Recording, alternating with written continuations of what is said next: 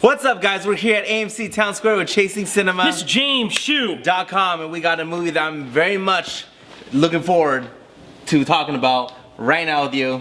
War of the Planet of the Apes. Yes, the third one in the trilogy. And the prequel trilogy that started way back on James Franco and kind of started off as this small thing where they weren't sure how it would do, and now. But I loved part one. Yeah. Like, I was like, oh, they do, we're dirty bastards. And then 2 came in like, okay, this is serious.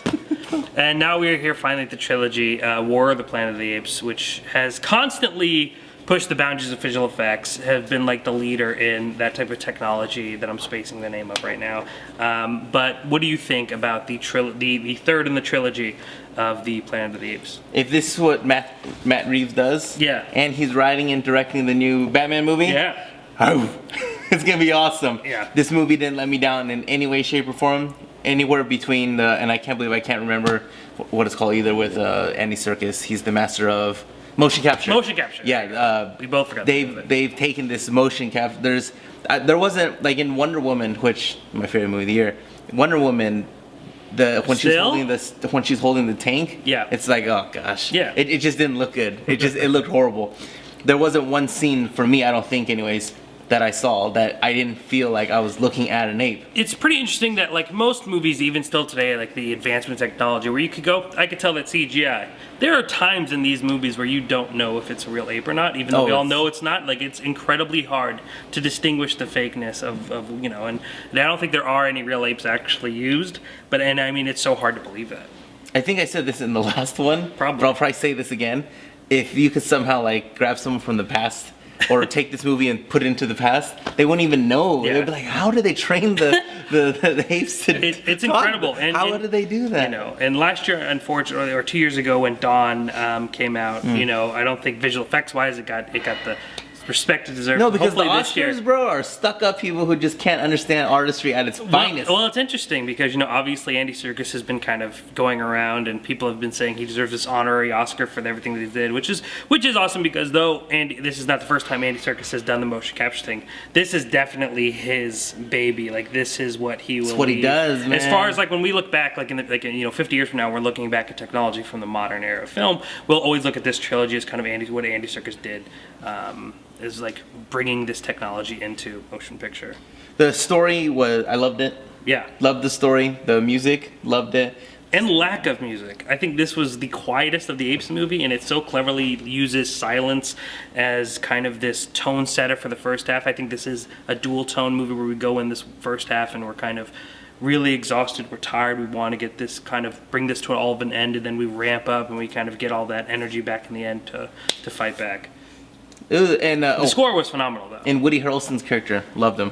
Kurtz from Apocalypse Now. He's just bad, not a good guy, but he's not a bad guy. Well, it's interesting because they do kind of set you up to make him think that this is this really cruel character. And we'll have a spoiler section, we'll get a little bit more in depth, but I mean, there is some understanding to what he does. And that's what's great, I think, about this movie, is that it does make you look at all perspective of war and this kind of complexity of like going against. I love that. You know, perception. Everyone is just like, you know, humans, scumbags, are doing all these to the animals because of the first movie, right? We're ingrained. We are scumbags in part one. But then at the understanding, like if it did come down to you or them, and it does come down to the idea of losing humanity as a whole, do we not value that? Then we have to fight. Yeah, exactly. I mean, it makes perfect sense. We have to. And this movie balances those ideas out, and they really. I mean, I think the best scene of this movie is when Caesar and Woody Harrelson have this conversation, and there's this like really odd mutual understanding of each other and who they are and what they stand for, and their relationship continues to kind of be complex as, you know, there are some agreements on some part, and there are things Woody Harrelson does that make you kind of second guess this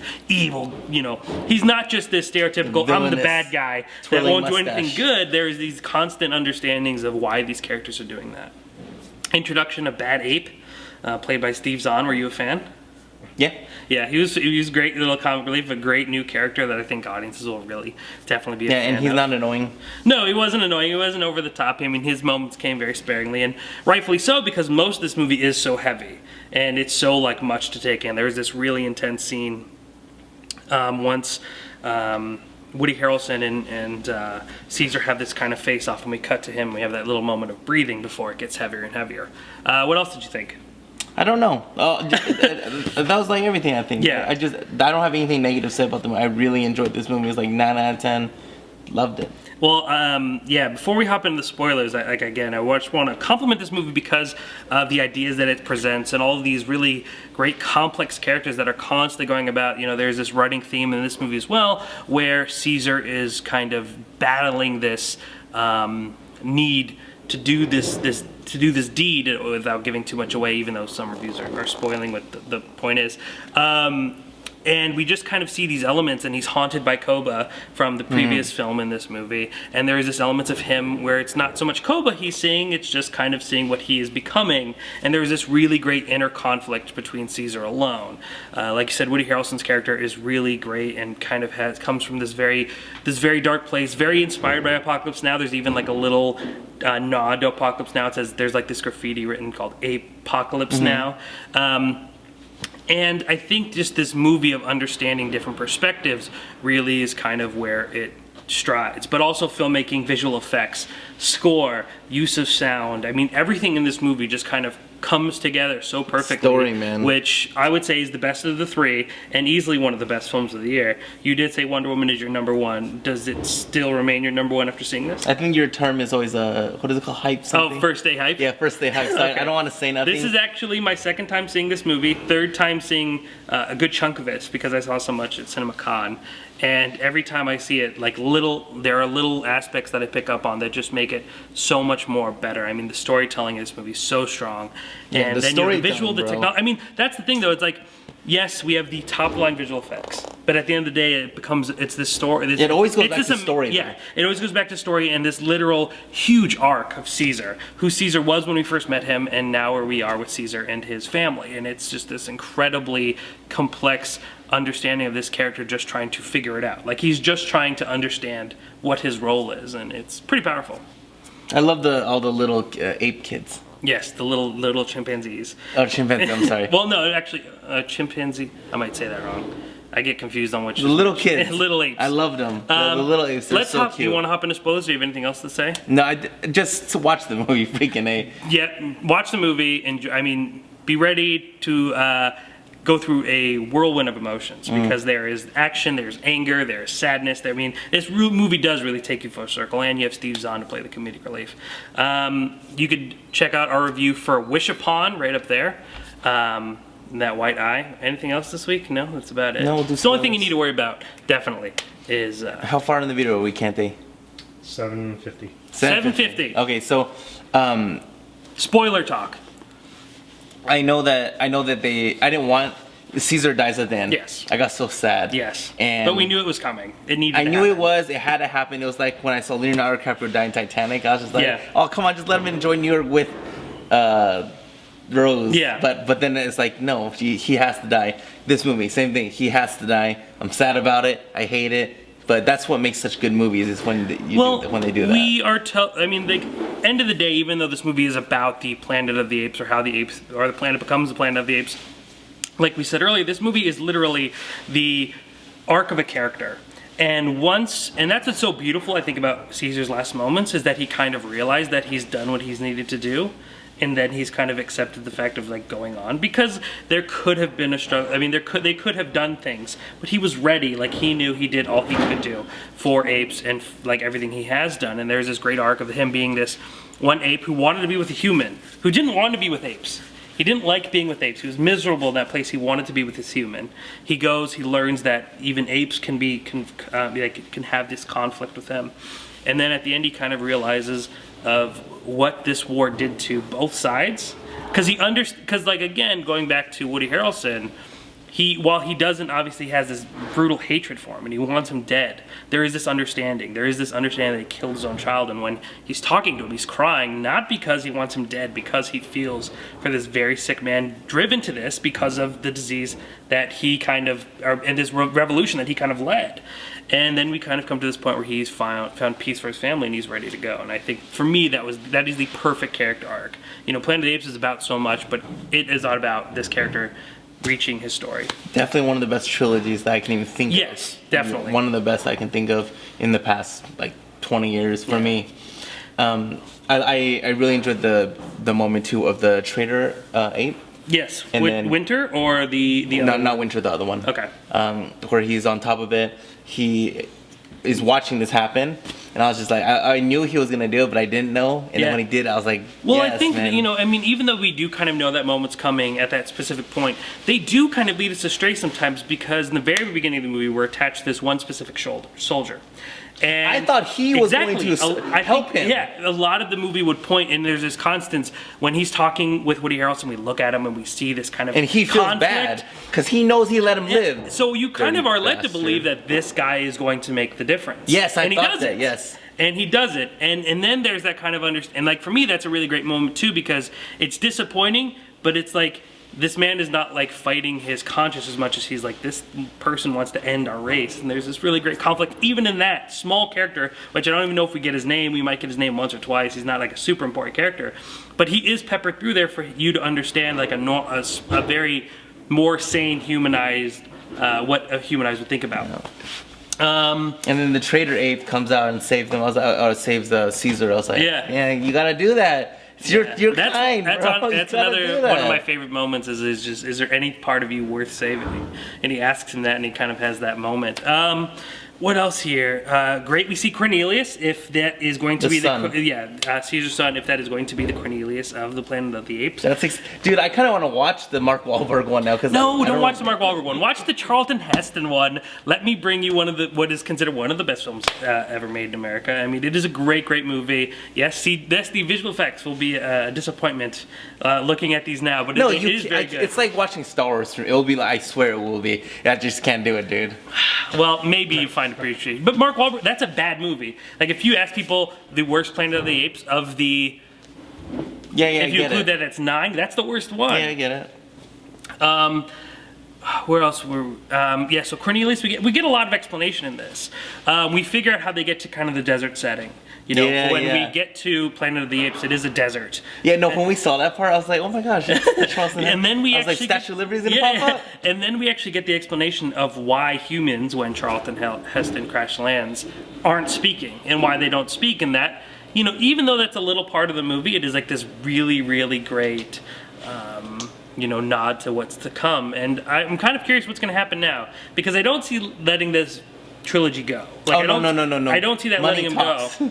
But I wonder where you go now as far as, because we and you were talking about this, I'm pretty much assuming that most of the human race is gone. Like, I would think that if not maybe 5%. See, and I didn't think that. I thought that this was just this particular part. All of them are wiped out, but then there's other parts of the world where there are humans still, but the apes are just going to overtake these Which bastards. I'm sure there probably might be, but I wouldn't say much. Like, I think this is kind of it. I think even at one point Woody Harrelson goes, this is kind of what's left, and they're coming for me as far as army. So, I mean, if that part of them's gone, I would think a lot of the other smaller parts are gone. But maybe, like, the young girl and her father who are kind of hidden in the woods and just making it, we might find more of them. Because there are humans in Planet of the Apes. Most of them are cattle, like Woody Harrelson predicts. That's another great scene. Like, Woody Harrelson is literally telling everyone what happens, and you hate him, you don't like what he's doing, but he's honestly predicting the future with what his craziness is spouting. There's a lot of really great moments here. And the girl, who's named Nova later in the movie, she has a lot of great parts and has these really great interactions, especially... Is she going to die? Nova to me doesn't ring a bell, so I don't think she is a major part because all the humans are cattle. Like, No, there but isn't what no about respect. the virus? Well, I think they don't really say that the virus will kill you. He says like the virus will kill us off, but in the terms of making us lose everything that is human. Oh. So I don't know if it's for sure that it will kill you. It just makes you mute. It just makes you a beast. Like it takes away your logic, your reasoning, everything that makes us human. So that is interesting now how that also is kind of spread. I didn't notice the first time how he drastically was affected, Woody Harrelson, until this actually run when he had the doll. He held the doll, and the doll was infected by her. That she gives Caesar, and he. Oh, I didn't even know that. And there's that moment where, because he goes, "Where'd you get this?" And then later, when he's looking, you see the doll. Yeah, with yes, the blood. yes. Yeah, I didn't catch that first time either. But see, that was a little moment where you're like, "Oh my god, okay. that makes so much sense. She infected him." So, what else here?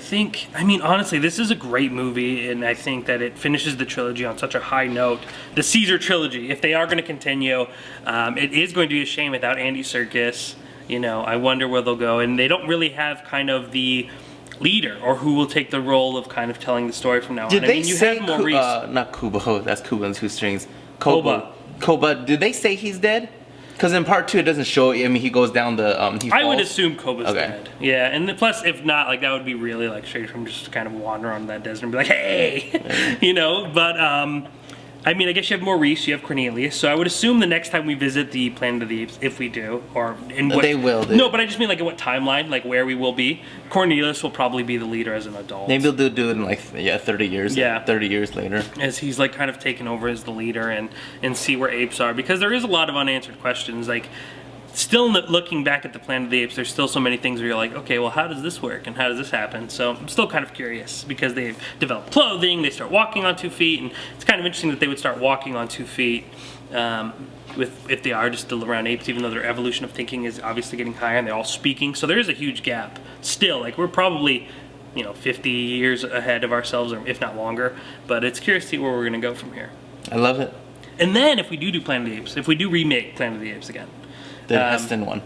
well, either or. Like, if we remake that story of the crash landing, do we take it back from the humans' perspective, and then do we make the apes look like humans did in the first movie? And then do we, like, is this whole thing kind of like, no matter what dominant species, there's always going to be some sort of food chain, and other species aren't treated as equals? Because that would be a really interesting thought of going back and then saying, oh, the humans were right. Like, why do we people cheer for the humans' loss? Because they do. Most people in this movie are not rooting against Caesar. And that's an interesting thing to think about. I love it. Great movie. Love it all. I could talk your ear off, but I'll let you go to bed. And in 7 days, we're going to be back again for Dunkirk. Christopher Nolan. Yes. And some exciting news for all of you. 70 millimeters Dunkirk. Yes, it's going to be an IMAX. Will only be available in one theater in the state of Nevada. And can you guess which one? Right here. So yeah, make sure to come for that showing.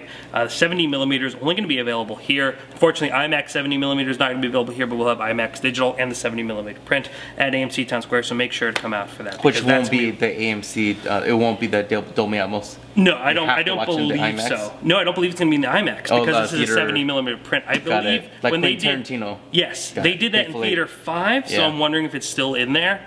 But yeah, it's the only theater in the town. So make sure to tune in for that.